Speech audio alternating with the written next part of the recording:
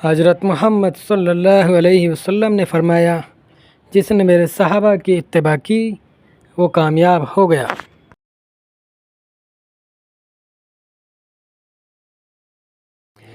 کسی چیز کو سمجھنے کے کئی راستے ہوتے ہیں، اسی طرح دین اسلام کو سمجھنے کے کئی راستے ہیں۔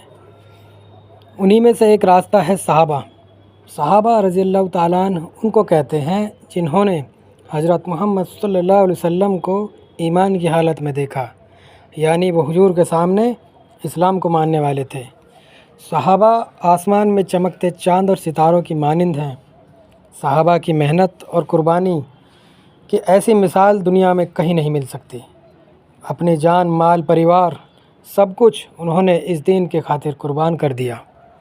روایت میں آتا ہے کہ حضرت محمد صلی اللہ علیہ وسلم نے فرمایا، جس نے میرے صحابہ کی اتباع کی وہ کامیاب ہو گیا۔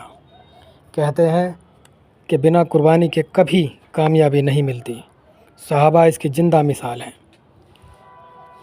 ایک صحابی ہیں حضرت ابو ہریرہ، بڑی مشقت انہوں نے اس دین کی خاطر اٹھائی۔ ابو ہریرہ فرماتے ہیں، جب بھوک سہن نہ ہوتی تو کسی دوسرے صحابی سے کہتے کہ مجھے قرآن سکھا دو۔ حالانکہ وہ خود پڑھنا جانتے تھے، لیکن منشا یہ ہوتی تھی کہ یہ انہیں اپنے گھر لے جائیں گے اور قرآن سکھانے کے ساتھ ساتھ کچھ کھلا بھی دیں گے۔ آگے آپ فرماتے ہیں کہ مسکینوں کے حق میں حضرت جعفر بن ابی طالب بڑے نرم دل تھے۔ وہ ہمیں اپنے گھر لے جاتے اور کھانا کھلاتے۔ کبھی کبھی وہ شہد اور گھی کی کپیاں ہمارے سامنے رکھ دیتے تھے اور ہم ان کپیوں کو پھاڑ دیتے تھے اور شہد چاٹ لیا کرتے تھے۔ کبھی کبھی چھوٹی چھوٹی کنکڑیاں اپنے پیٹ سے باندھ لیتا تھا میں، جس سے کنکڑیوں کی ٹھنڈک سے سوکھے پیٹ کی گرمی میں آرام ملتا تھا۔ ایسے تھے صحابہ جنہوں نے اس دین کی خاطر اتنی مشقت اٹھائی، بھوکے رہے، جنگ لڑی، اپنا سب کچھ کھو دیا، لیکن دین اسلام کو بلندی پر پہنچا دیا۔